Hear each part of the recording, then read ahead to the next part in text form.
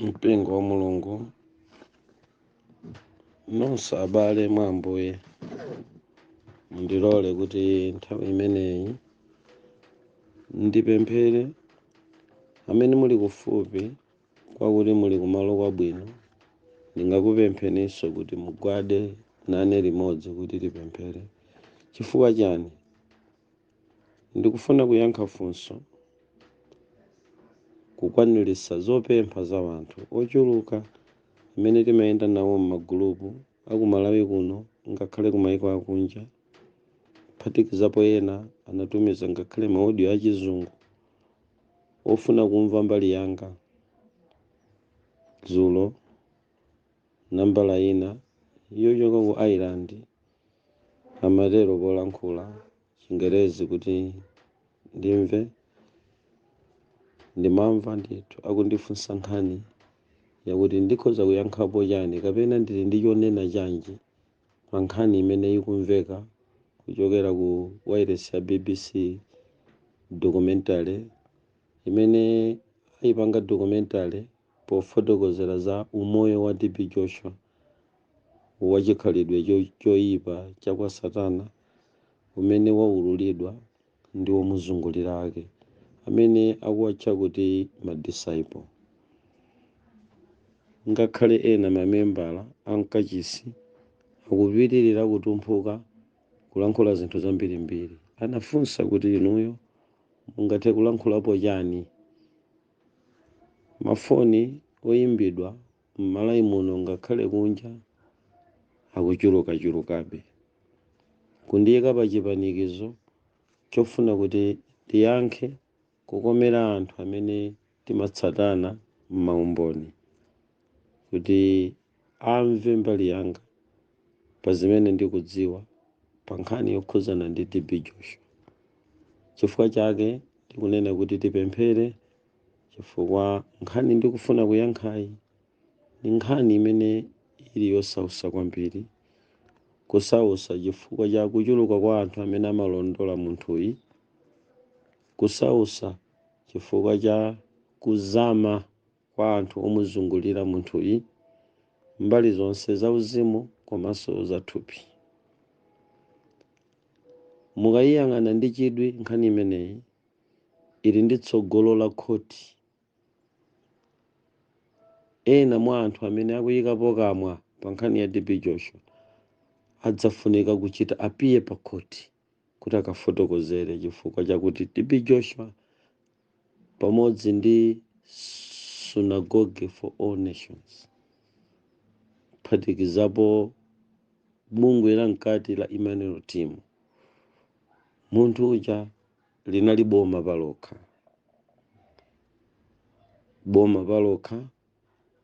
la mphamvu lokhala ndi anthu anzeru, maloya, mapresidenti.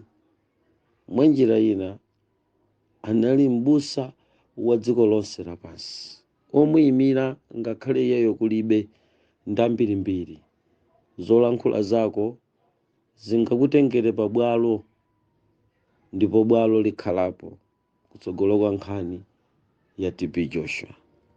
Chaka ndikuti oyikapo mawu pakamwa pawo kulankhulako za TeB Joshua akusoweka kuti apemphere mwachisanzo. Ine ndikusowa pemphero lanu, pemphero langa lipite kwa Mulungu kuti atiteteze, adzayime nafe zitafika povuta pa zimene tikufuna kufotokozazi, kuti pa mtendere kapena pa mavuto tidzalankhule zinthu zomwezo mosasuntha. Choncho tisoweka pemphero. Chachiwiri chimene ndikupemphera pemphero, nkhani yokhudzana ndi TeB Joshua. Mukangoti TeB Joshua ndifunika ndikupasenso TeB Joshua, ndikupasana TeB Joshua awiri. Ndi TeB Joshua 1 ndamene adzatitengere kapena amene adzayimiridwe ndi anthu ambiri ngati omuyimira atadzakonda kumuyimira ku mabwalo a milandu. TeB Joshua ooneka ndi TeB Joshua 2 amene akuyimiridwa ndi satanic kingdom, demonic kingdom, kumene kuli TeB Joshua 2. Kumeneku ziwanda ndi zokalipa zingakwanisenso kukubweresera udani ku dziko lapansi, nkukubwereseranso mavuto pamene ukulankhula nkhani ya TeB Joshua, spiritual komanso physical. Chifukwa chakuti mkuluyi anali physical komanso spiritual. Kamalankhula mwene akudziwa kuti you are not dealing with a human being. You need protection from God. That's why ndikunena kuti mugwadena limodzi ndisadayambe kufotokoza nkhani yokhuzana ndi TeB Joshua. Tikamapemphera nkhani yokhuzana ndi TeB Joshua, mupempheroli tikemonso chiopsezo chachikulu chimene chilipo ndi kusakidwa kumene kwayambanso chifukwa cha nkhani imene tinatulutsa ya Plum Island Animal Disease Center. They are critical komanso ili crucial, kotero kuti umoyo suli chimozimozi. Tikusoweka Ambuye andithandize kwambiri kuti pali maumboni ena amene tsopano tikuwatchula kumapeto kuno, amene akukhudza kwambiri machitidwe a dziko lapansi la kumidima limene limachita sponsor dziko lapansi lino, ndi kutchula za animal disease, Plum animal disease. Zikufanana pang'ono ndi kufotokozera za ku secret archive. Sopano ku dziko lonse lapansi kuli malo 7 amene ali secret kwambiri komanso ndi kuli high security. Dziko lonse lapansi kuli malo 7. Akudziwa makosanawa kuti mmene ndayamba kutchula chimodzimodzi ndekuti ndimaliza malo onse 7 oopsa a dziko lapansi, of which kumaliza chimenechi kulidziwisa dziko za malo amenewa with a detail, with a calculated statement, ndekuti tikulivula dziko la satana, satanic world ikuvulidwa, singakhale chete ikuyenera kuyambapo kuchita kanthu. Kotero pakadali panopa ngati mtumiki kuli minga yaikulu kwambiri imene ikubwera, imene ikuoneka, imene yayamba kudziwika bwino. Nthawi ina iliyonse chipinjo chifukwa cha audio ya Plum Island Animal Disease Center chikuyenera kundipeza. Ndi chifukwa chake tikufuna pemphero kuti Mulungu amene anatiteteza titakonzeredwa chiwembu chochokera ku Vatican, titalongosola za malo ozamawa a secret archive kumene tinakapeza Grand Grimoire, tatetezedwa kufika mpaka lero. Ndi chifukwa cha ufumu wa Mulungu komanso pemphero. Tichita ndi pemphero lomwelo kuti mivi yochokera ku Plum Island Animal Disease Center isatipeze. Lero tikuyambanso nkhani ina yovuta kwambiri imene tikulongosola za TeB Joshua. Tikusowekabe pemphero chifukwa limene tikupitali ndi gawo lina limene limetchedwa kuti satanic discipleship. The satanic disciples ndi guluso limeneli kuliulula, kapena kuti malo amenewa kwaulula. Ndi chiopsezo chachikulu kwambiri kwa ululayo atakhala kuti sali m'manja mwa Mulungu, chifukwa ma spirit, ziwanda, mphamvu za mdima zosogozedwa ndi Lucifer sizimafuna kuyika poyera zinthu zawo, monga kumafotokoza za satanic discipleship, chifukwa muli zinthu zozama kwambiri mu satanic discipleship zimene tikufuna kufotokozera nusu lake, zimene sitingazithenso zonse. Choncho ndikusoweka pemphero. Tatiyeni mupemphere nane mpingo wa Mulungu pemphero langa ili. Atate Mulungu wakumwamba, ndikupemphani kuti pamene ndikuyamba kufotokozera nkhani iyi ya B.BC documentary zokhudza ndi TeB Joshua, Kuyankha atumiki anu amene akufuna kudziwa kuchoka kwa ine ngati munthu woti ndakhalako mu ufumu uwu woyipa, ndinene zimene ndikudziwapo, mukudziwa zotsatira ndi ukali wa anyamataja munawagwetsa kuchoka kumwamba pa nkhani imeneyi ndi chitetezo chimene anayika ku satanic discipleship. Ndikupemphani Ambuye kuti mukhale ndine, mutetezenso omvera, mutichinjirize m'dzina la Yesu Kristu. So help me God. Amen. Ndi nkhani yosausa kwambiri, nditero kuti ndikuyankheni ana a Mulungu pa chimene ndikufuna kufotokozachi, chimenenso inu muli nacho chidwi kuti mumve mbali yanga. Ndilongosola mbali yanga momatenga zigawo kufotokozera mutu wokha wa chigawocho, mosapita detail chifukwa cha mpata ndi nthawi yakuti zinthu zimukwanisenso kuzimvera ndi kuzisunga zochepazi. Ndipo ngati ndikotheka tidzipitirira kufotokozera, ngati tisiyeko ngongole pa mfundo zina zimene zifunike kuti inu muziziwe. Kwa zaka zochuluka takhala tikumva nkhani ya TeB Joshua pakanema, kumuonera live, kumumvera pa wireless, amene wakhala akudziwika ku dziko lonse lapansi. Kwatuluka nkhani imene otulutsa ndi anthu otsala chifukwa TeB Joshua anamwalira, koma otsala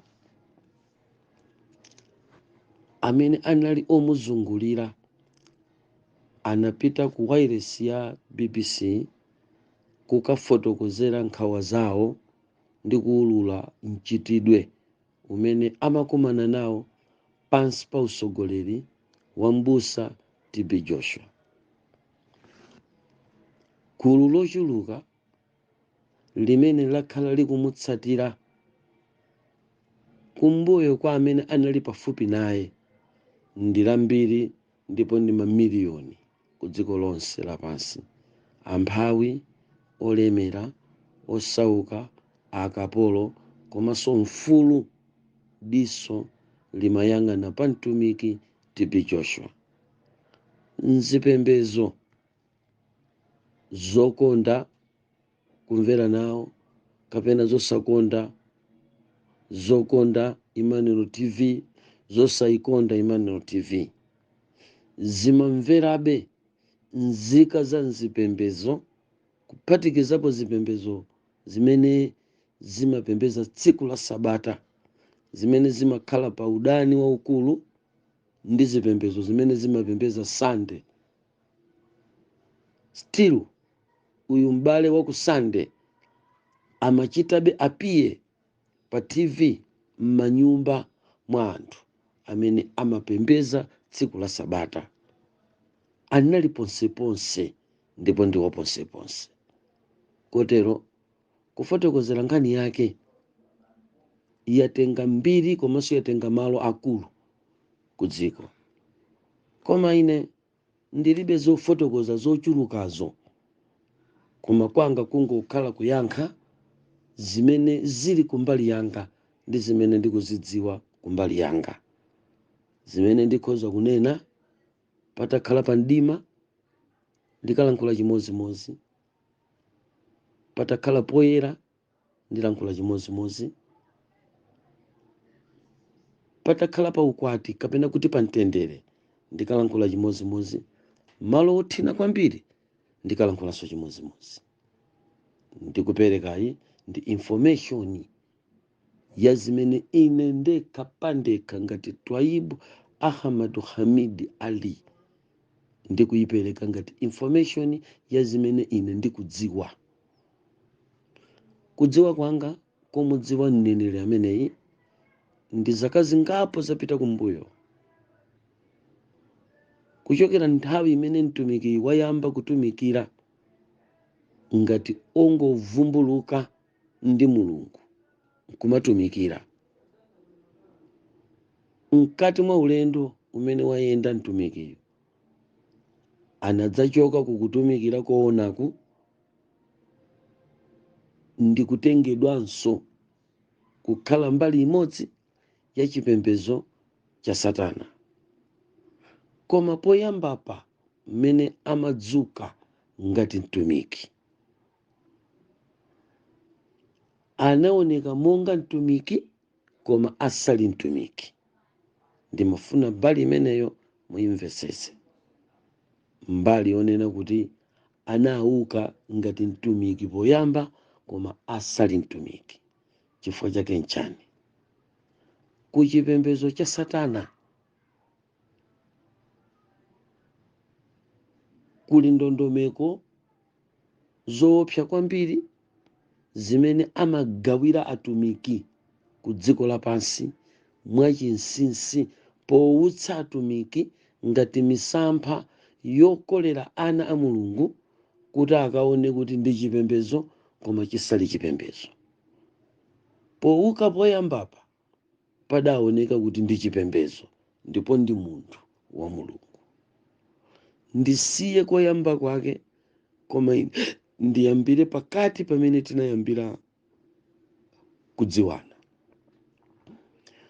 Mkati mwa zimene ndizifotokoza ndidzikamo mmene tinadziwanirana, koma choyambirira ndimafuna ndikufotokozereni kuti pakati pa zimene timatcha kuti aneneri owuka ku dziko lapansi amene ali ku mipingo yosiyanasiyana, lero ndimafuna mudziwirepo kapena kutengerapo mwayi pa yankho limene ndidziyankha za TeB Joshua lifikirenso magawo a ufumu wa uneneri ku dziko lapansi umene watenga malo amkulu komanso kutenga mbali yayikulu ya Khristu kuyitsatira ngati mbali ya chipembedzo cha Mulungu koma ili mbali ya chipembedzo cha Sataniki. Aneneri wakauka ngati mmene adawukira TeB Joshua, mbali imene ine ndiyifotokoze ndifotokoza mbali ya uzimu imene anthu onse amene mukuwamva akuthirira umboni za TeB Joshua, anthuwa akuyankha mbali ya thupi ya zimene amaona ndi maso awo kapena kuchitiridwa ndi mtumikiyo ndi maso awo ndi thupi lawo. Koma olankhulawa sanali mbali ya chipembedzo cha Satana kapena sadaponda pamalo pamene panali TeB Joshua, koma akatuluka TeB Joshua pamalo pamene analipo pa chipembedzo chakepo, akamakaonekera kwa anthu omuzungulira pamene amatha kukaonekera ndi zizindikiro zimene zimadabwitsa anthu zimene akuziwulula lerosi. Koma owululawa sangathe kufotokoza chifukwa chimene chimampanga TeB Joshua kuti aoneke pa zimene akunenazi. kuti apange pa zimene anaonazi kuchoka kwa TeB Joshua sangathe kuchifotokoza chifukwa iyeyi anali mu inner circle ya demonic worship, satanic worship. Anali kukati, omutsatira ali kunja kwa seko imene kumachitikira chipembedzo chimene chinambereka TeB Joshua kuti akhalepo ku dziko lapansi.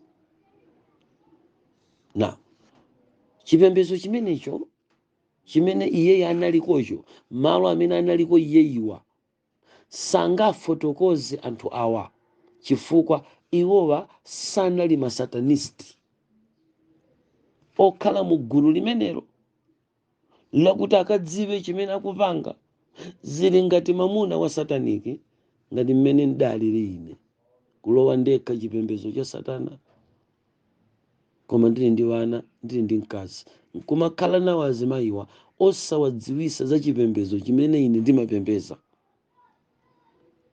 Koma lero mutati mwapeza ayaya afotokoze, akufotokozerani zimene amaona ine ndikuchita. Mkuluyi anali ndi chipinda chimene ine ngati mkazi sindimapitako, azakufotokozerani zimenezi. Mkuluyi anali odabwisa, amatha kusanzika, amatha kupezeka mzipinda zonse 6 za nyumbayi. Amapezeka ngakhale pabwalo payadi ya nyumba ya kweli ya 10 kumeti makhala. Munthuyi amapezeka ali kunja, koma at the same time amakhala somala imomo. Zimene iwo amaona akhoza kuzifotokozera, ndikupanga documentary kupita nayo pa TV Malawi ndikukafotokoza za mamuna wawo. Ana akhoza kunena zimene amaona koma sanali mu inner circle ya chipembezochi, koma outcome ya zochita za munthuyi ndi zimene zimaoneka kunja, ndi zimene zimaoneka kunja, ndi zimene mukuzimva pa B.BC.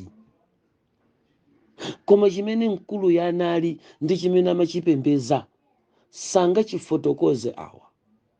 Ndikuganiza kuti tingakhalepo anthu amene tingafotokozere pa ndandanda wathu, sindingakhale ndekha.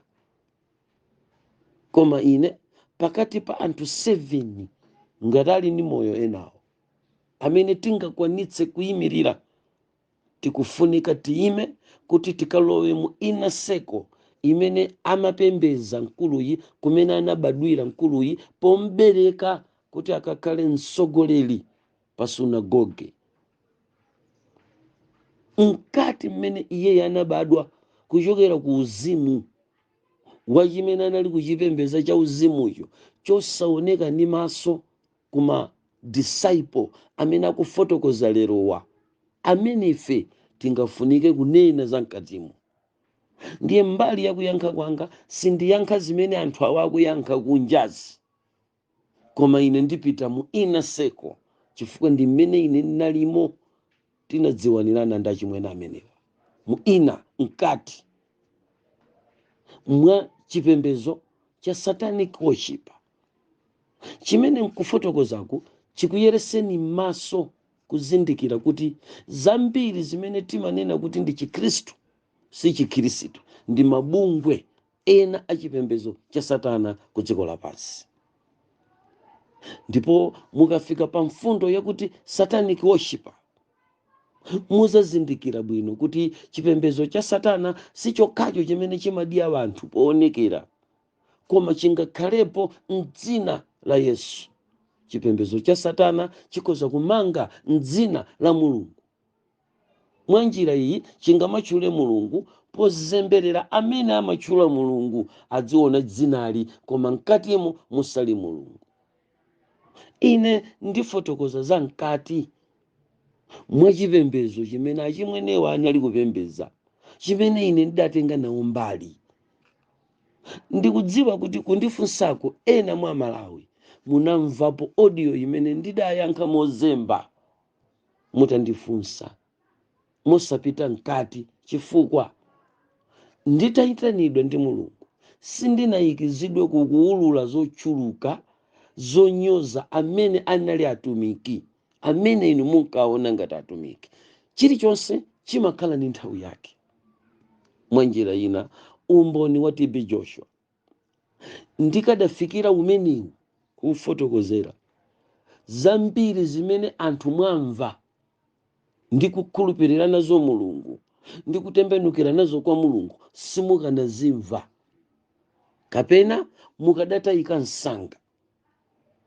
Chifukwa pakati pa maumboni amene ndikuyenera kuchitira ku dziko lapansi, pali maumboni amene amayenera kubwera pa dimu osati pa full light, kuyifotokoza nkhani ya TeB Joshua in a calculated statement. Poyamba pakubwera kwanga ikadakhala full light kwa anthu, mukanathobwa m'maso, palibe ngakhale chimodzi chimene anthu mukadamva, chifukwa cha mtundu wa munthu amene akana mafotokoza chinthuchi, chifukwa cha chinenero chimene munthu yakadafotokoza. Ine pano ndifotokoza chichewa, koma anzanga afotokoza mchingelezi, akuoneka ngakhale mu mapiksha ma YouTube, chifukwa cha advanced level imene anthu aja ali. Dziko la wamva msanga than ine mchewa opanda ngakhale chithunzi chimene mukumverera. Ndidadziwa kuti kuchepekedwa uku kudzapangisa anthu osamva zinthuzi, koma ndizisiye. Ngati ndikulankhula ndilankhule mozilambalala, ndiyambe kayenda nena zinazi kufikira anthu atayamba kumva ndi kutseguka m'maso. Mwandiona abale kuti sindinakhale ku utumiki omaloza aneneri ku dziko auje amapanga chakuti. Mpaka pano sindinaperekepo list ya masatanist amene tili nawo ku Malawi. Mpaka pano sindinaperekepo list ya machalichi amene ali mu satanic worship.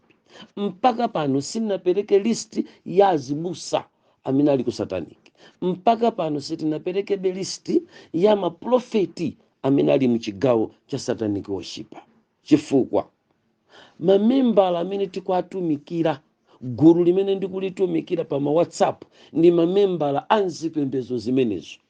Ndipo mzipembezomo mumakhala chinthu chimene ndichifotokoze pomaliza, koma yapa ndiyambe nacho ngati kungodusa, chimene chimachedwa kuti addicted to a person. Kotero mamembala azibusa amene sinatchule mpaka lero, mamembala amipingo ya satana koma ali machalichi imene sinaichule mpaka lero, ali addicted to a church, addicted to a person. Chifukwa chakuti ali addicted to a person, mafounder azipembezozo, maprofeti azipembezozo ali addicted kwa iwowa, pakanakhala povuta kwambiri kuti achilandire chimene ndikufotokoza inechi. Pamenepo Mulungu adandithandiza kuti gawo limeneli ndibalisiya mwachisanzo atamwalira chemwali Grace Chinga Mofati. Ndidadziwa kuti Grace wanyamula dziko lonse la Malawi, wanyamula theka la Zambia, wanyamula theka la Tanzania, wanyamula theka la Mozambique, ngakhale half ya South Africa yanyamulidwa ndi utumiki wa Grace Chinga Mofati. Today wandisiya msikanayi in this way imene ndili nayo kufotokozera komveka, ndikayibwera poyera ndikuyifotokozera anthu amene ali addicted to Grace Chinga sitimvana pa groundipa, atayika pa icho chimene chikadakhala kuti chagwira mtima. Ndiliwete gululi powaweta atumiki awowa osapanga expose. Ndimene Mulungu anandithandizira, ndimene Mulungu amandithandizira. Lero mitima ya anthu ambiri yatembenukira kwa Ambuye. Vanthu alowa chipembedzo cha seventh day, anthu alidziwa sabata, anthu adziwa ntchito za satana ku dziko lapansi, zimene sakanazidziwa mtundu wa zakudya zimene akuyenera kudya, kapembedzedwe kamene akuyenera kupembedza, sakanadziwa zonse zija zadzaza maaudio zija. Ndikadakhala kuti ndafulumira kulowa chigawo china chimene ndikufuna ndilowererochi. Kotero mpingo wa Mulungu, dziwani kuti Mulungu amayenera kuchita zinthu at a time, pa nthawi yake. Lero tamverani, atumiki onse ndi mboni zonse zimene mukuzimva lerozi, ndibwereze kuti gulu limeneli silili mkati mwa chochitikachi, ndilongofotokoza ngati mmene angafotokozere ayaya kunyumba kwangako. Ndikadzapasa mwayi woti atulutse audio asafotokoze munkakhala bwanji ndamuna wanu Twaibu, asafotokoza zimene ankaona ndikukhala nawo pa 17 years ndili kuchipembedzo cha Satana, chifukwa mkazi wake ndiye mweyu, sinasintha. Ndamchosa wachiwiri yekhayo, koma woyamba ndiye mweyu.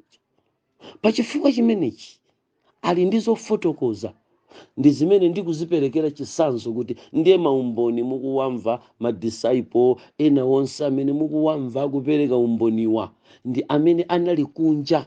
Ndiye ine sindikupita kunja, koma ndikufuna ndikulowetseni mkati kumene anali ameneyi. Number 1, TeB Joshua anali membala mu satanic discipleship. Ndiye tikanena kuti satanic discipleship, gulu loyambilira limene limakhala pamwamba pa chipembezochi limatchedwa kuti SDK, imene imatanthauza kuti satanic discipleship killer. Simunamve.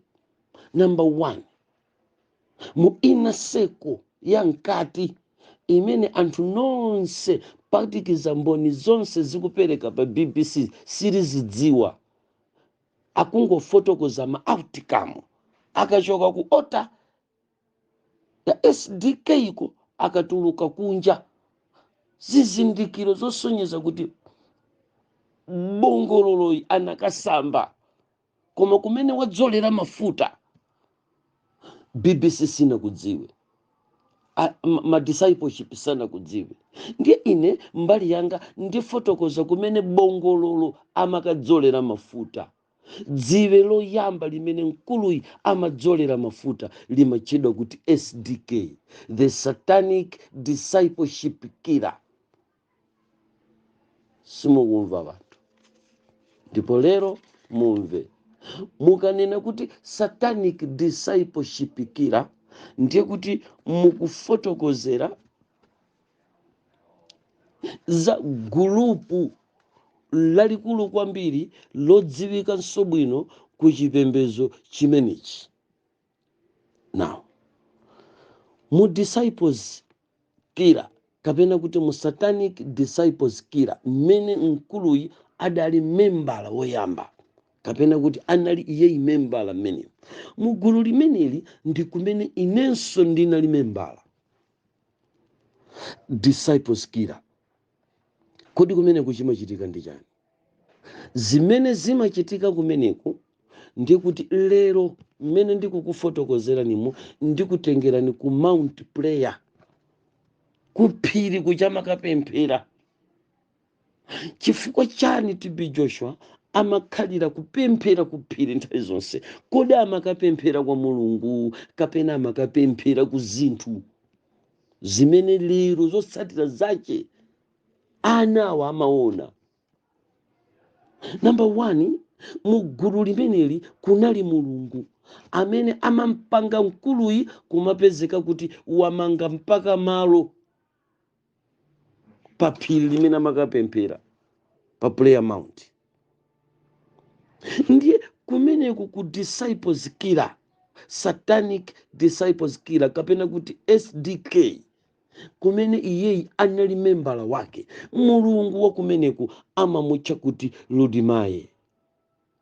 Mukati Ludimaye, anzathu achisilamu amamutcha kuti Malakamauti. Ndi pamene pabwerera mawu akuti killer, satanic disciple killer. Now, the discipleship ya chipembezo cha Satana mukutanthauza kuti mumakhala ophunzira a Satana ndiyerekezi. Ndi mumatenga zinthu zanu kuchoka kwa Satana ndiyerekezi kuzipereka ku dziko lapansi. Komano mukanena kuti the discipleship killer, ndi chifukwa chake nchani? Simungakhale membala ndi kusankhidwa m'banja limeneli la Ludimaye popanda kupha munthu physically wathupira nyama ili. Number 2, mumapha anthu kuzimu powapusisa chimene sichili. Ndiye mumakhala kuti ndinu mamembala, ndipo mulungu wanu amakhala Ludimayi. Ndiye Ludimayi amafuna kupembezedwa every week, 3 times a week. Chimenechi chimampanga mkuluyi kukhalira osakhala pakhomo, kumakakhalira kopemphera kumene anali kucha. Mukapita ku sunagoge, mukayeneranso kupeza malo kumene munthu amene amakapemphera, ku mount prayer yake, kuphiri lopempherera limene mkulu amene amakhalako, ndi kumene kunali Ludimayi.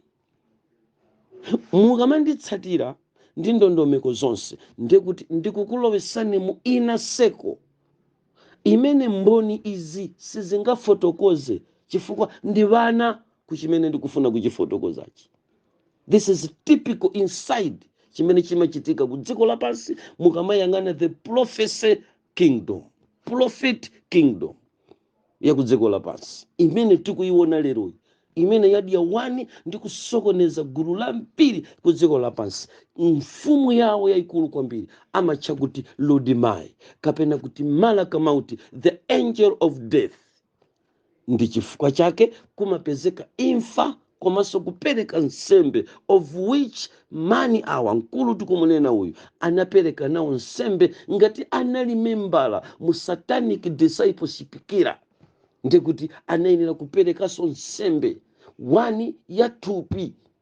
Number 2, Ludimayi amapha chiyembekezo cha anthu opita kwa mulungu, nkwasunga ngati akupita kwa mulungu koma ali m'manja mwace. The Ludimayi ikhoza kumakupanga iweyo kumaona ngati umapemphera.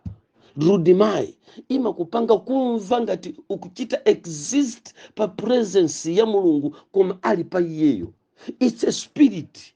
Imachita appear when you are praying. Mukamapemphera amachita appear Ludimayi, ndikukutsegula mutu kuti sine Yehova, ndine mzimu Ludimayi, the malakal mauti, ndine ngelo wa imfa, ndine ngelo wa chipongwe. Ndikuchita appear pamene ukupemphera paja, ndiye umampanga accept moyo mwako. At the same time mumakhala kuti mukuchita business yogulisa soul to the Ludimayi imene inachitika kwa mkulu ameneyi. Now pofotokoza za munthu ameneyi simungafotokoze za zimene anthu akunena maumbonizi ndikuzitenga kuti ndi evidence yokwanira kwambiri, chifukwa awa amaona zili kunja zotsatira zithunzi, mashado osati chenichenicho. Sanganene chimene munthu amene ankachipembeza ankangoona zotsatira. Na pa chimenechi palibe munthu amene angakwanise kunena chimene TeB Joshua amachipembeza mpaka munthuyo atakhala kuti anakhala ku membala wa SDK, ndipo munakumana ku SDK iko ndikufotokozera zozama za ku SDK iko. Chinthu ichi ndicho sausa kwambiri, ndipo gulu limene the satanic disciple ndi limene latsegula makachisi ku dziko lonse lapansi, machalichi amene timafotokoza acha kuti chalichi sichimayamba ndi munthu. Mind you be careful, chifukwa Satana watenga mbali yaikulu kwambiri ku chinthu chotchedwa chipembezo, ndi amayika ku this spirit. Nchifukwa chake nthawi zonse madisciple akuuzeni kuti mkuluyu amakonda kumapita kokapemphera. Sotomvera, Ludimayi pofuna kumusunga Ludimayi mumantenga Ludimayi akamabwera kwa inu kuti sopano ku satanic discipleship kira akukupasana. Ludimayi amakhala muchifanizo cha nsomba, kapena kuti mukapita kumaloko amakakupasani nsomba imene imakhala ndoti mumphika.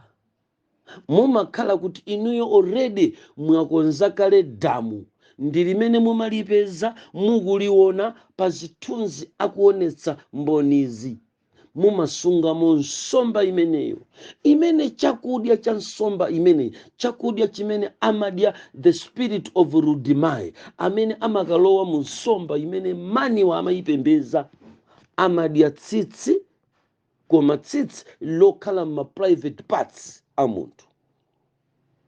Iza kunena makosana mwambazo, zikhulupirireni, koma mukapanda kukhulupirira zisiyeni choncho. Limametedwa tsitsili ndiye mumaponyera padziwe pacha kuti chinsomba chija chikhale ndi moyo. Sichimadya tsitsi lokalako, koma pamene patsopano chimadzabwera pa discipleship kira.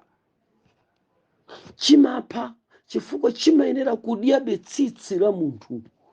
Pakanthawi kena ku dziko la Malawi ngakhale dziko lapansi kudabwera gulu limene linkapita m'mabapa shop ndi kumakagula tsitsi, kumanena kuti akulifuna ma Chinese. Sizidali choncho ayi. Adali ena mwa mamembala amene ali ku satanic discipleship kira kuti akadyese Rudimai, amene akuluwa anali naye. Ngati anali man of God, why Rudimai kumusunga? Why Rudimai kumusunga kukhomo kwake? Why Rudimai kumusunga pamalo pamene amanena kuti ndiye papiri pokapembezera Mulungu? Chifukwa chani? Munthu amene amasunga Rudimai sayenera kukhala munthu wa Mulungu, koma amakhala munthu wa Satana. Ndati koma ndikhale kaye chete, palibe munthu amene angamve zimenezi. Lero mmene zamveka ku Chingerezi, tsopano dziko lamva chifukwa chafotokozedwa mchizungu, pakuti chichewa chimavuta kumva. Ndipo ndidadziwa kuti kufotokoza chichewacho palibe amene achimve, koma mmene chatsogola chizungu, ine nkamabwera ndi chichewa tsopano m'Malawi kodi tikumvana pamene? Mpingo wa Mulungu muchereze khutu ndi chidwi chanu chonse, ndi kudziwa kuti damu ili limayenera kukhalapo, ndipo tsopano nchifukwa chani likupezeka kumalo kopempherera. Mmene amayitanisa tsitsi wanthu kumatolera tsitsi, chimene chimachitika mpingo wa Mulungu ndi chakuti Rudimai amayenera kupaliridwa tsitsi kumakapatsidwa, mumachilongeza kukamwa chinsomba chimenechi, chifukwa it's a demon. Funso ndira kuti ndibwereze, ngati anali mtumiki wa Mulungu akudziwa Mulungu mwini wake, koma ine ngati ex-satanist amene tidali limodzi mu satanic discipleship kira, ndikuyena kuperekera umboni umenewu ndi kufotokozera zoona za nkhani. Ndiye chifukwa chakuti chimadya tsitsi nthawi zina zimakupangani force kuti muphe. Ndiye kuti mumakhala mukupanga ma human sacrifice, koma si chimadya magazi. Chimenechi chimatenga tsitsi la munthu, kaya mupala ubweya, kaya mupala la mutu, koma favorite ndila pachinena limene mwamva kuti maniwa amapala ndi kumachipasa chinthu chimenechi. Number 2,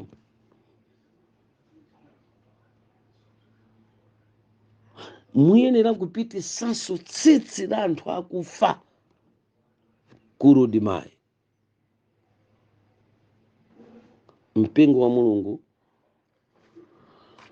muyenera kudziwa nkhani imeneyi ndi kuyimvetsetsa, koma ndi chidwi kwambiri, chifukwa chonena kuti dziko lapansi lonse linapusa limaganiza kuti amene akutumikira Mulungu akutumikiradi Mulungu, pamene ayi.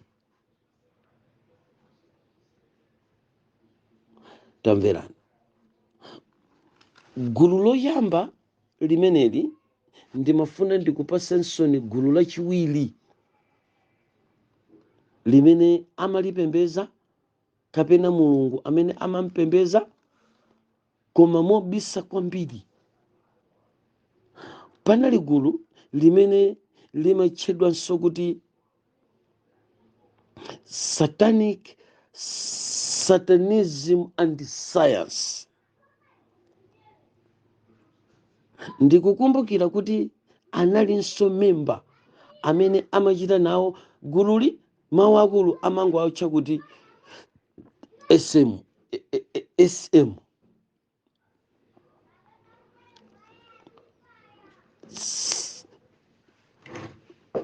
Mukantenga munthu kumuonetsera chimene munthu uja akuchipembeza, mumayeneranso kudziwa zozama za chipembezo chakecho, ndipo simungathe kufotokoza zambiri za munthu amene mukungomuona ndi zizindikiro zakunja kwa kupembeza kwake. Now, gulu limene lila satanism and science uku kumene mulungu otchedwa sitero knife amaonekerako. Sotero knife amapembezedwanso. Ngati uli mu gulu limeneli la satanism and science, ndimafuna kuti mpingo timvane kuti kodi akamanena kuti satanism and science ngati gulu la yiwiri limene ine ndikudziwa kuti mkuluyi anali membala wache, chimachitika ndi chani? Mukanena kuti satanism and science ndekuti mukufotokoza za second power ya satanic discipleship. The second power ya satanic and discipleship imagona pa science ya ziwanda kumene kumachoka the spirit of Kalaino, the spirit of Simontero kapena kuti Samatero. Now, spirit imeneyi imene imampanga muntu science, imamuwelenga muntu kumuchita skani muntu, imayenera kukhala ndi anoint yake imene maprofeti amachitidwa anoint this world prophet, a prophet akudziko lapansi onse amene tikuwapanga expose lero.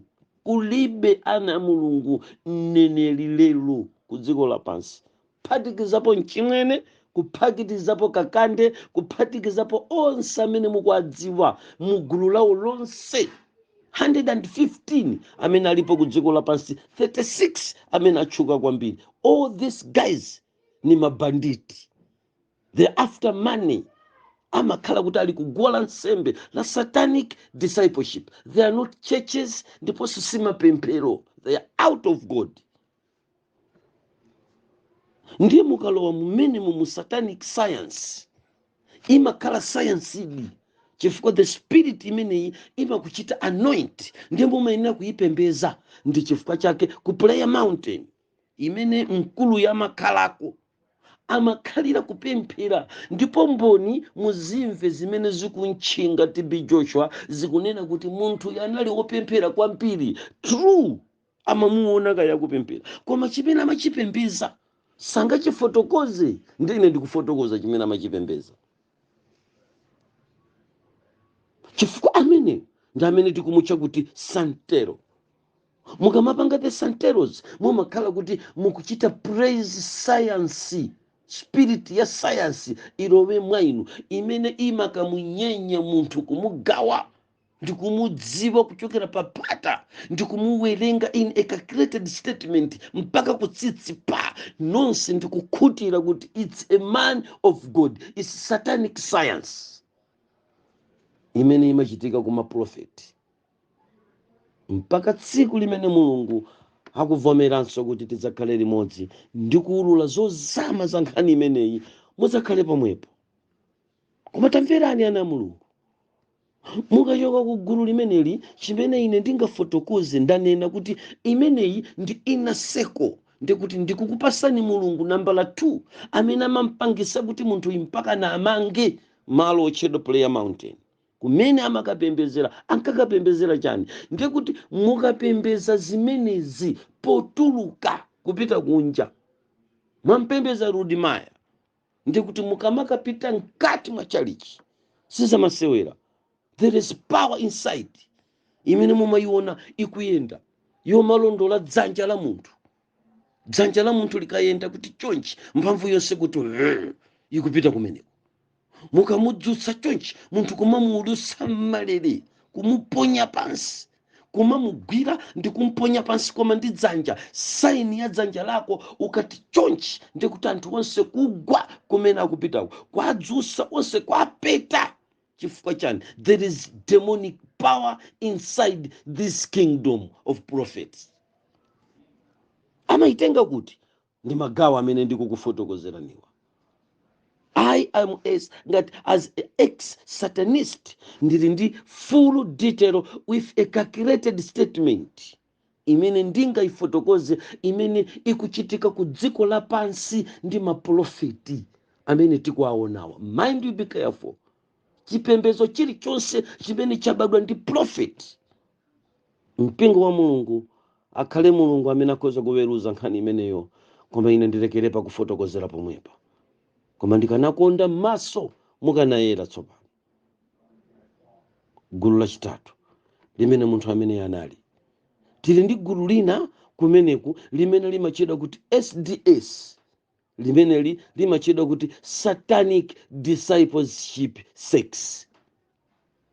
Sizingatheke apapa, bola pa santero munthu akhoza kulumphapo, koma pa sayansi sangalumphepo prophet aliyense, komanso apa pa SDS sangalumphe.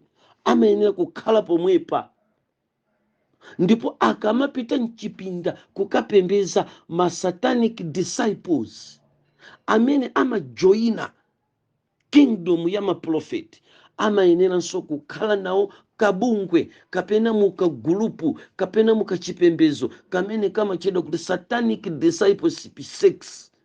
Ndi chifukwa chake nkhani imene imachitika pamenepa palibe profeti pansi pa nthaka ino, maprofeti azaka zinowa amene amapanga profesai mopanda kutenga kwa mphamvu ku Satanic Discipleship Sects. Sakumva munthu kumeneku kumachoka mphamvu zogonana zimene zimakatsegula maso owonera. Ukakhala pa chalichi ukupembeza, ukulalikira, ukuphunzitsa, maso amatseguka. Ndi mphamvu zotsegulira maso. Ndi chifukwa chake mchitidwe ogona ndi wana umene mukuumva akufotokoza ma disciples a TeB Joshua amene anali out of inner circle. Sanali mu inner circle koma anali kunja, mabulutu a chinthu chimene amaona ankachiona ndi kugwidwa nacho ukapolo, mpaka vana kukachitidwa chisembwere, azimayi kuchitidwa chisembwere. Zingakhale zoona. Chifukwa chani? Ndinali nayi limodzi ku member wa Satanic Discipleship Sects. Sakumva munthu kumeneku ndi kumene kumachoka mphamvu za maso zoonera zinthu zobisika zimene zili mwa munthu. Anthu amenewa amawapasanso akala ino komweko. Kumeneku mulungu wake amene amapembezedwa kwambiri ndi amene uja amatchedwa kuti Queen of Heaven, ndi wanzimayi. Ndiye chimene chimadzachitika koposa zonse ndi Venus, God of Love.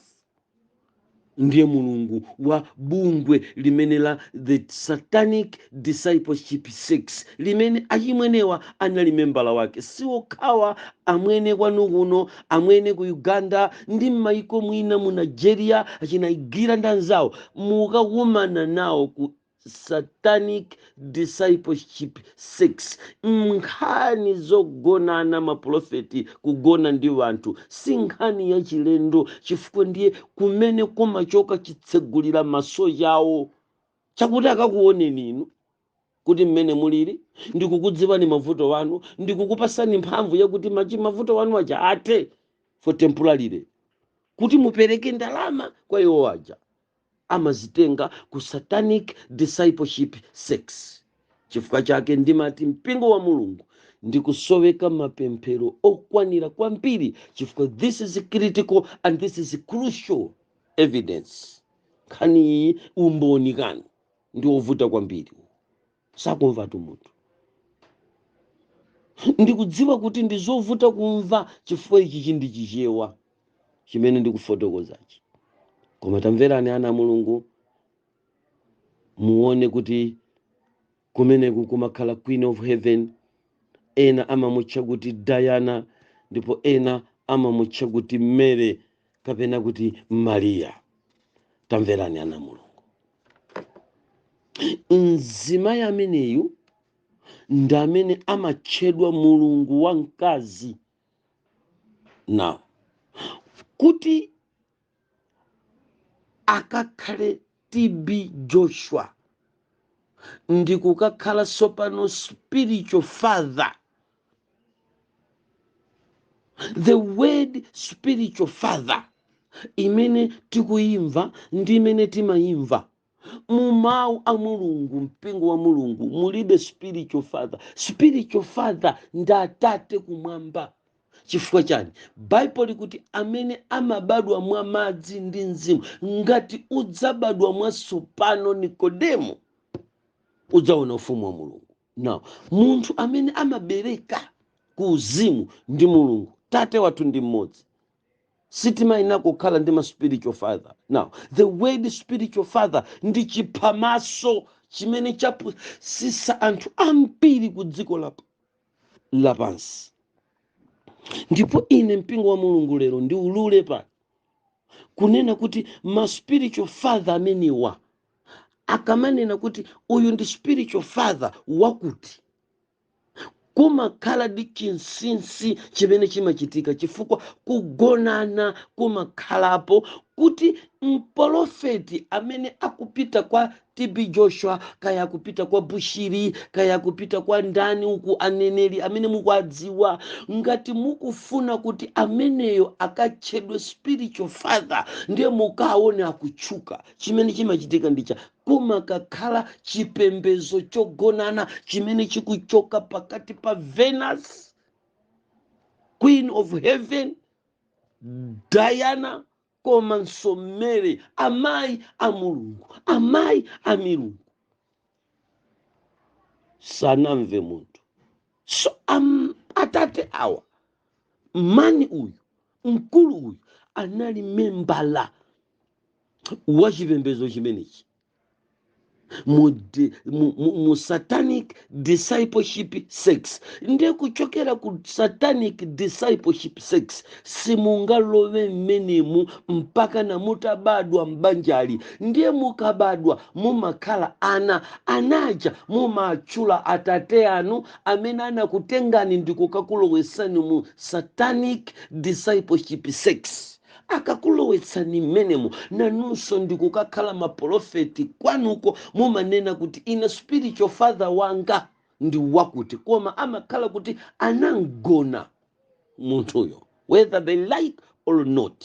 Ndipo sangafune kumva zimene ndikunenazi chifukwa ndikumene kumachokera mphamvu za uprofeti, kuti akayambe kunena kuti ine spiritual father wanga ndi wakuti, anagonedwa ndiye ucha. Ndi chimene chimakabadwacho ndi pamene paka makabadwa mwana amene amakatchedwa kuti profeti. Wabadwa. Kodi zikumveka zimenezi?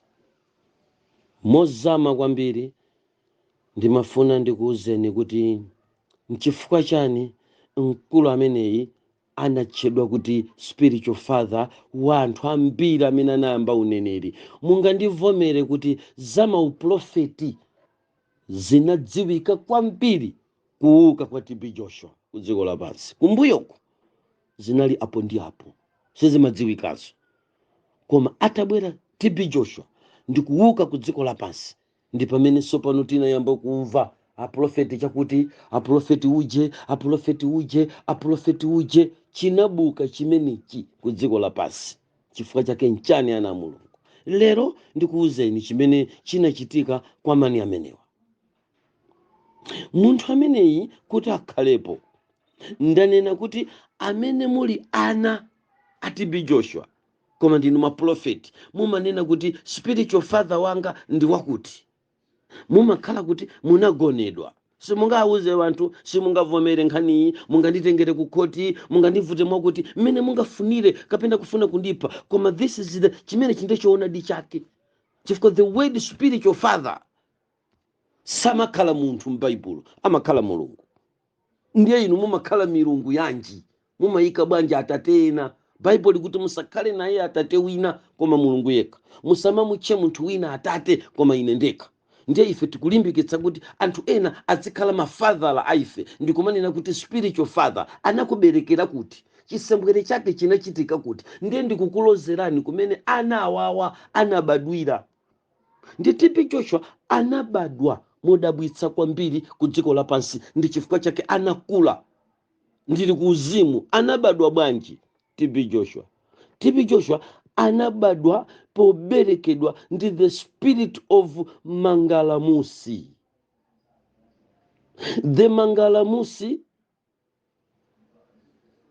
ndi spirit imene inagona ndi mani amenewa kuti TeB Joshua akabadwe. Now atagona ndi mangalamushi, the mangalamushi ikakugona, mukamabadwa mumatuluka awiri, mumakhala ndi first image and second image. Ndikuti typical tikamaona TeB Joshua tikapeza kuti nthawi yonseyi wakhala ndi first komanso second, tidzakhumudwa kwambiri. Ndi chifukwa chani mkazi sadalole kusiyira mpingo uja munthu wina akudziwa kumene kuli second image ya TeB Joshua, chifukwa iye uja anabadwa kuchokera ku the mangalamushi, kubadwa ku dziko lapansi. Ndi akakubereka mangalamushi spirit amene amakakugona. Pokabadwa TeB Joshua kuchokera kwa mangalamushi, anakatuluka awiri a TeB Joshua amene amakakhala mkati mu sinagoge, wina ali ku prayer mountain. Kutuluka mboni zina zikuuzani kuti maservice ena timadabwa kuti tili ku prayer mountain, atitenga ndife ma disciple, koma at the same time service ikuyenda ku synagogue of all nations. Ana mulungu tili pa ulendo wopita kwathu, ndipo chinsinsi cha mulungu koma zovumbuluka ndi zana abantu. Chinthu chimenechi ndi chimene chinampanga iyeyi kukhala tate amene wayamba kubereka maprofeta ambiri, komanso amene anapanga kuti kingdom ya prophets ku dziko lapansi ichite shine. Ndi mwana ochokera kwa mangalamushi, the spirit of mangalamushi, ndi amene anagona naye kuti akabadwe a TeB Joshua awiri at the same time, first and second image. I was there and I'm a witness of this. Mpingo wa mulungu muzitipempherera kuti zinthu zina zimene timaziziwa ku dziko lapansi, ngati ndikotheka mulungu atipasebe chitetezo kuti tikhoza kumazifotokozera mozama bwino zinthu zimenezi. Tamverani ana mulungu, zivute zitani anthu amene abadwa kuchoka kwa mangalamushi, kapena kubadwa kuchokera kwa anthu amene anaberekedwa ni mangalamushi, ngati mmene anabadwira mane amenewa TeB Joshua.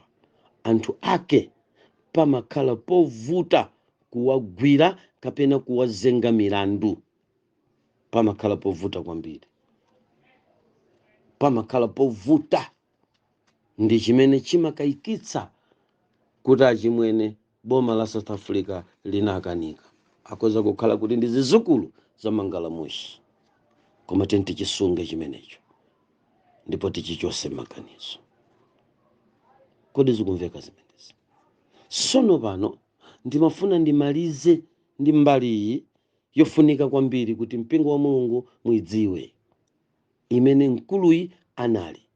Mkulu ameneyi analinso mu gulu la zipembedzo. Now ine ndimafuna ndinene kuti tikayere maso bwinobwino, kapena munthu amene angakuyereseni maso ndi kudziwa chimene chikuchitika ku dziko lapansi, ayenera kuti munthuyo anachita nawo maphunziro a DBS. Sono kunja kuno kuli DBS. Ndi mnyamata ameneyi anali mmodzi wokhala mu zipembedzo kapena oyambisa machalichi amene amatchedwa kuti DBS. Koma tikafika pa DBS, ana mulungu, tinyamuke ulendowu koma ndi chikhulupiriro, ndipo mulungu wakumwamba atipase kuthekera kupemphererana kuti akatipase chitetezo chokwanira, chifukwa izi ndi nkhondo zimene tikuziyambazi. Tamverani. Mukanena kuti DBS, ndikufuna kunena kuti chani? Ndikufuna ndikupaseni kuti kodi chalichi cha TeB Joshua chinali chani?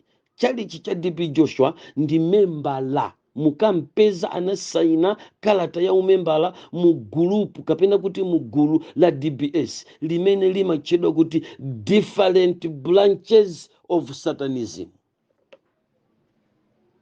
Kuti mumvesese za DBS kapena kuti mumvesese za maprofeti, ndiye mwapange kakireti powawerenga mwayike poyera, muyenera kuti muchite study DBS, different branches of Satanism.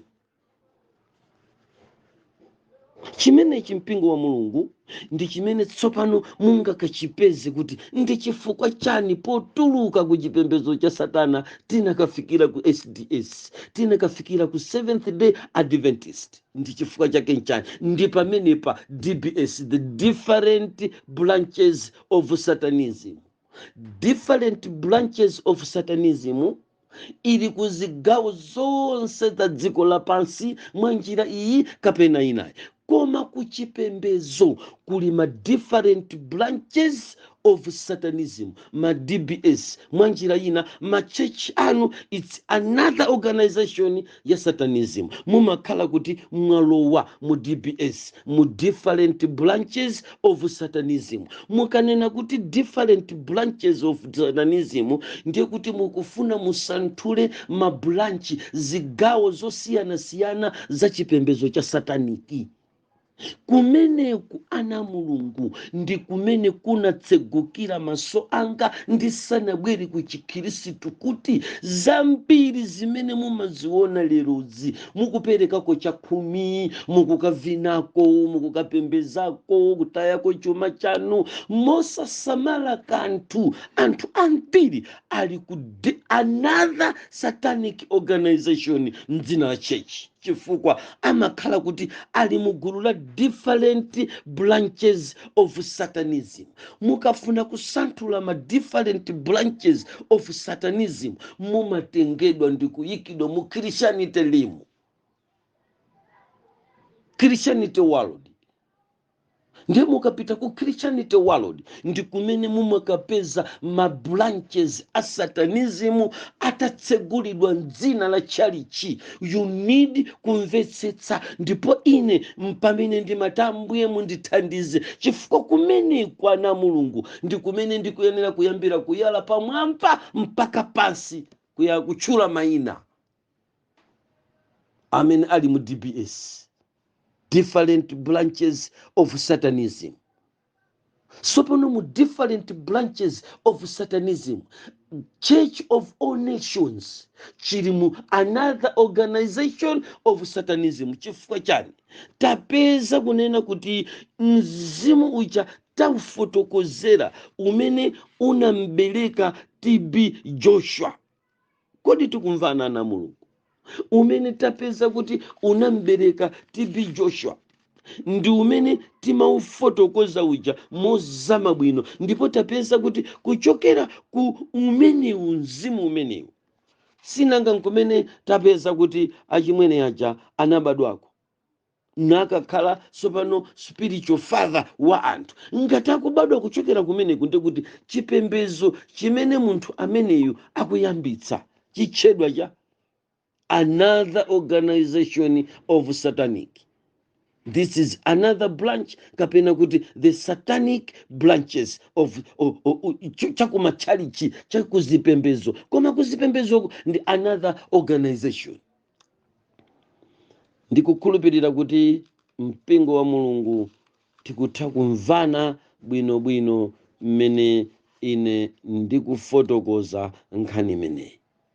Pomafotokoza kuti ndi the different branches of Satanism. Ndiye kuti chimene ineyo chinandipangitsa kuti tikajoyinane, chifukwa timadziwa tili muchipembedzo cha Satana kuti kuli matchalichi amene ndi branch a Satanism. Ndanena kuti mukazafuna kudziwa ngati internet idzakupaseni mudzagugule. Sindidziwa ngati anaziyika pa internet zinthu zimenezi, I don't know, chifukwa zili ndi security code. So sindikudziwa kuti security code imeneyo kuti ikugwirabe ntchito yomweyo. Ine ndikazayipeza ndikuyikumbukira ndidzakutumizirani. Mukadzayika mawu akuti different branches of Satanism, ndikadzatumiza kodi yolowerayo muzapeza ndandanda wa machalichi, kuphatikiza machalichi anu mukapeza kuti ndi another organization of satanic. Kodi zikumveka zimene? Different branches of Satanism imakhala imatha kukhalanso zipembedzo za ku dziko lapansi. Now ndikamapereka umboni wamkulu ameneyi ndikutanthauza kuti ngakhale chalichicho mu inner circle chimapezeka nawo mu another branch of Satanism, synagogue for all church. China inenanso kupereka nsembe, munayiona ino kukufa wanthu. Alipo amene angatsutse kodi kuti kunadyedwa wanthu ku synagogue of all nations, chifukwa it's another branch of Satanism. Ali mbungwe la DBS. Ndi mukafika kuti mukufuna kugendedwa miyala ku dziko lapansi, ndi kuti muyambe kusanthula maorganization azipembedzo amene ali mu DBS. Simungalankhule another branch, different branches of Satanism osatchulapo za machalichi. Koma sikokha kwayo, musamadabwe kwambiri mukaona kuti kwauka prophet ku dziko lapansi. Amakhala kuti akuuka pa chifukwa akudzutsa the another branch of Satanism. Mmene kwa TeB Joshua akumwalira ndi mmene mwaona muja kuti atidzutsira kakande pa Uganda. Nkhani yosausa ana Mulungu, ndi nkhani yosausa ana Mulungu, ndiyoopsa kwambiri, chifukwa inuyo mukuganiza kuti munalowa chalichi koma muli mu DBS. Ndipo mpaka pamene tikutchula ndandanda wamakachisi ku dziko lapansi amene ali mu DBS, ndi pamene maso anu adzatseguke. Koma poombera mkota ndimatulutsa mawu akuti ambiri tidzakhumudwa tikakafika kwathu, pamene zinsinsi zidzakhale zikuonekera. Mpingo wa Mulungu, imene DBS ndi nkhani yosausa kwambiri. Amatifotokozera tili ku chipembedzo chimenechi monenetsa kuti synagogue of all nation, it's another branch of Satanism. Ndiye amanena kuti mukaziwe kuti imeneyi ndi another branch of Satanism. Number one, mukaone anthu amene amasonkhana, kumasonkhana anthu amitundu yonse. Chizindikiro chakuti malo amene mukupembezawo it's another branch of Satanism. Number one, ndi msonkhano wa anthu amitundu yonse. Ndikanena kuti anthu amitundu yonse, sindikunena ajewa, sindikunena alomwe, sindikunena ayawo akasonkhana pamodzi kuti ndi amitundu yonse, ayi, koma ndikunena anthu azikhalidwe za chikunja chawo chikuchipasa mwayi kuti chikapange exist pamalo opempherera. It's a sign akuti chanucho, it's another different branch of kapena kuti another branch of Satanism. Ndikusonkhana kwa anthu a mitundu yonse kumene ine nditatuluka mu 2019 ndidayamba kukufotokozera kuti pakachisi wa Mulungu sipafunika anthu a mitundu yonse adzipembeza nawo. Sindinkanena mtundu wa yawo, koma ndinkanena zikhalidwe za mitundu. Munthu amene kwawo amavala zazifupi apembeze nawo, amene amavala trouser apembeze nawo, amene amavala maminisketi apembeze nawo, amene amavala zodzola zosadziwika bwino ndikuti mitundu yonse mwayilola kuti ikasonkhane. Mukadzaona ena apenta, ena ali mushoti eya, ena sanapimbe, ena apimba, muzangodziwa kuti it's sign number 1 yakuti pamene mukupembezapo it's another branch of Satanism. Hani osausa ambiri tikakhumudwa tikakafika kwathu ulendo pamene wasala pang'ono kukocheza sindikudziwa kuti muli mu organization iti imene mukuzikonzekeretsa popita kwanu, muli chali chichanji mwatsoka chanucho chili mu SDBS, mpingo wa Mulungu. Different organization, different churches of Satanism. Ikuchitika ku dziko lapansi mumadziwira kusonkhana kwa anthu a mitundu yonse. Kavalidwe kakuti munthu akhoza kuvala mmene angafunire mopanda chilongosoko pampingo, mudzadziwe kuti imeneyo ndi different, kapena kunena kuti imeneyo it's another organization of Satanism.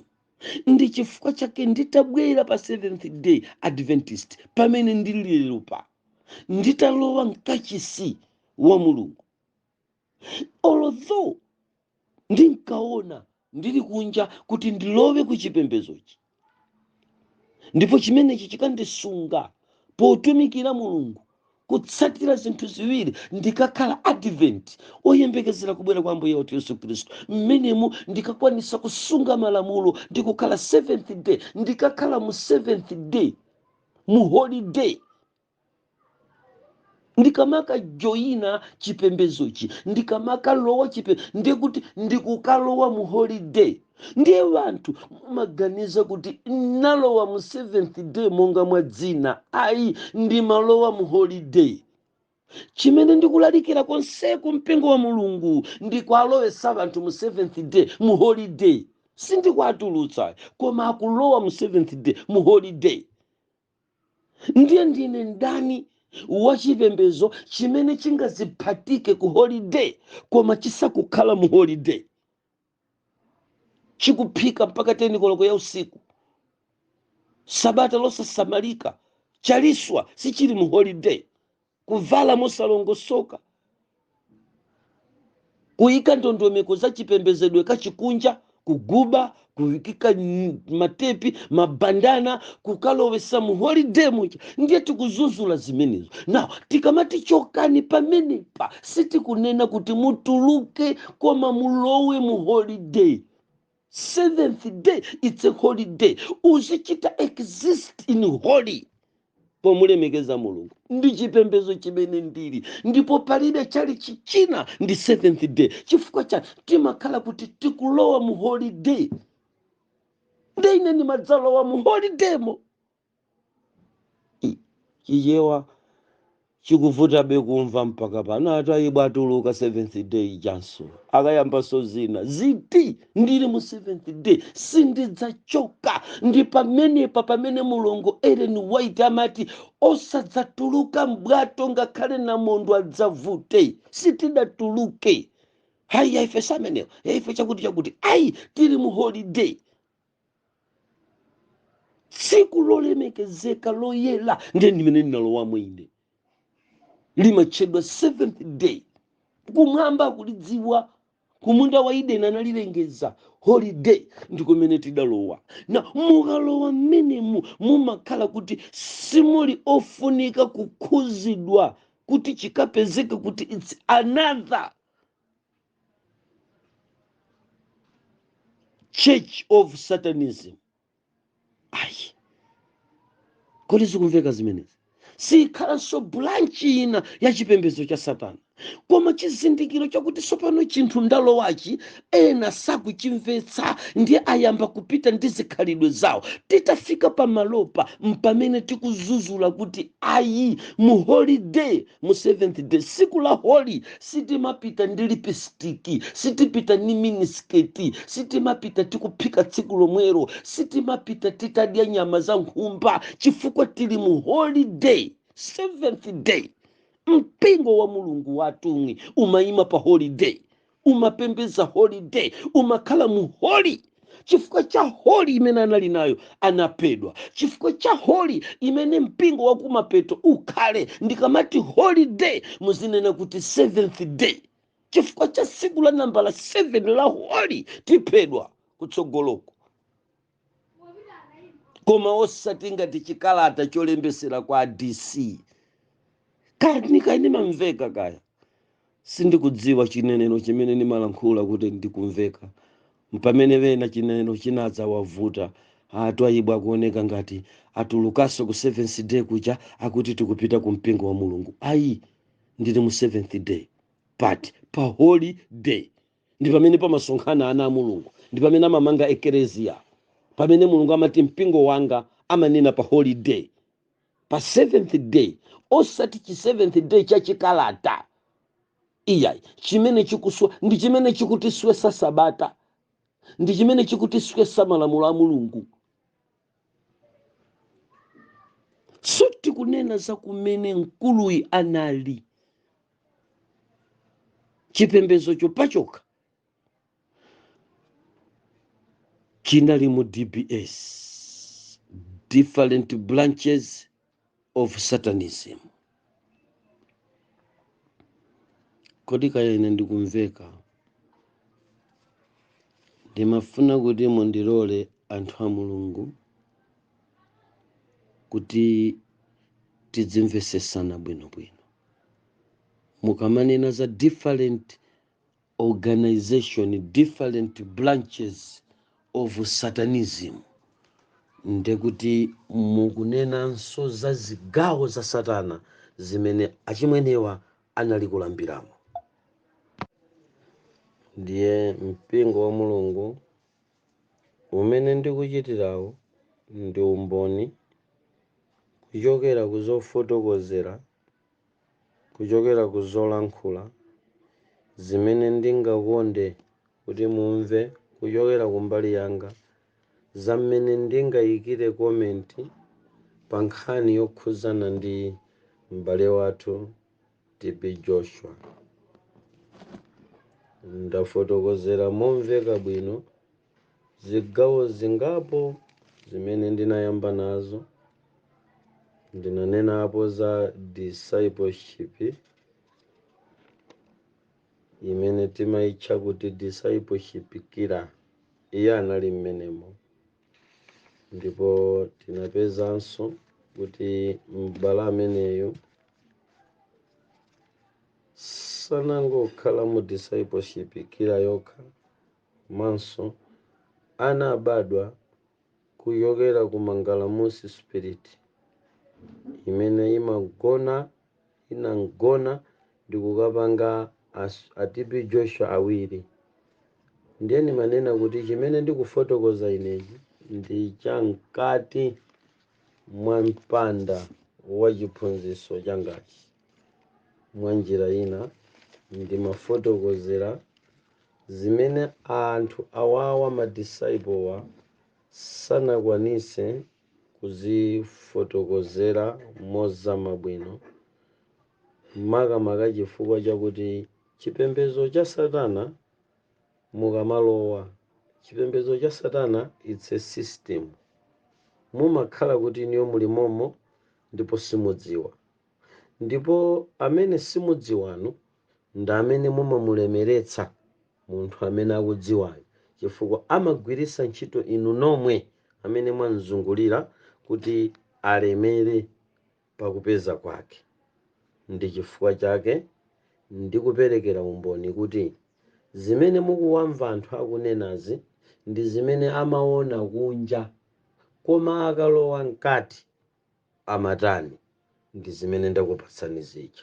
Mundilole kuti lero ndikupatseni gawo loyamba lokhali chifukwa cha audio zangazi zikuoneka zotalika kwambiri, ndiye mundilole kuti ndikulekezereni pamenepa kaye nditakupasani chithunzi chonse cha zimene ine ndikudziwa. Gawo lachiwiriri ndidzafotokozera ndidayenda bwanji pakatikati pa zakapo patabwera gulu limene limatchedwa kuti Emmanuel Team, losogozedwa ndi anyamata akulasha amene anabweretsa ndalama za nkhaninkhani mu sunagoge kuti mpaka likayambe kuoneka kuti limene lija tsopano ndi boma. Nchifukwa chani? Pamene pali maprofeti pamazunguliridwa ndi ndalama zambiri. Tizafotokoza chigawo chachiwiri ndi chifukwa chani pamene pali maprofeti pamazunguliridwa ndi ndalama zambiri. Kungoti ndi profeti mukamuyang'anire ndi 2 days 3 days 1 week mukaona kuti wayamba kugona nyumba yabwino, yamba kuyendera galimoto yabwino, ndipo ndalama zamba kuoneka kuti zikupezeka chisawawa pomuzungulira, kusiyana ndi ife amene tikungolalikira. Ine ndi mchimwene wanga Ganamba tinayambira mucha.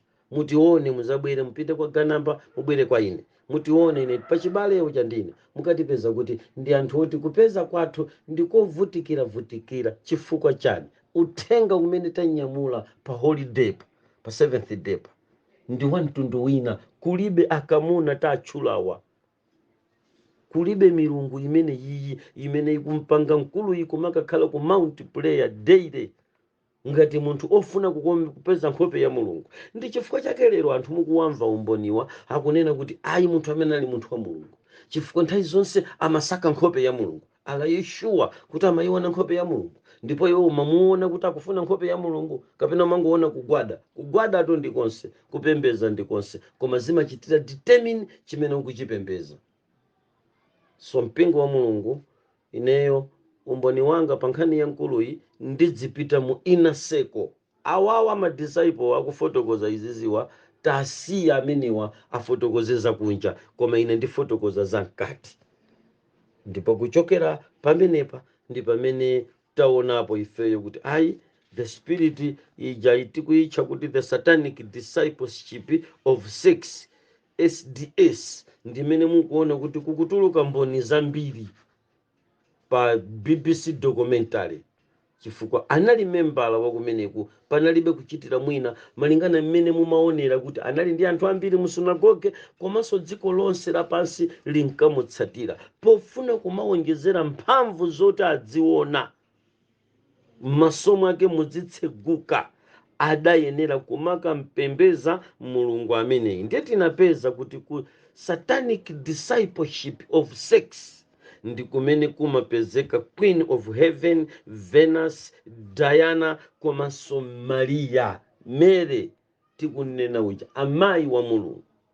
Kumeneko kazi kumveka kaya ndi kumene akuluwa anatumiziridwa mulungu otchedwa Mangalamusi, amene anakagona ndi m'bale wathu TB kuti kukabadwe ma 2 image, TeB Joshua second image, TeB Joshua first image. Mundilole mpingo wa mulungu kuti ndilekezere kayi pamenepa mpaka ulendo wina ngati mulungu adzatikomera mtima kutero tidzapitiriza.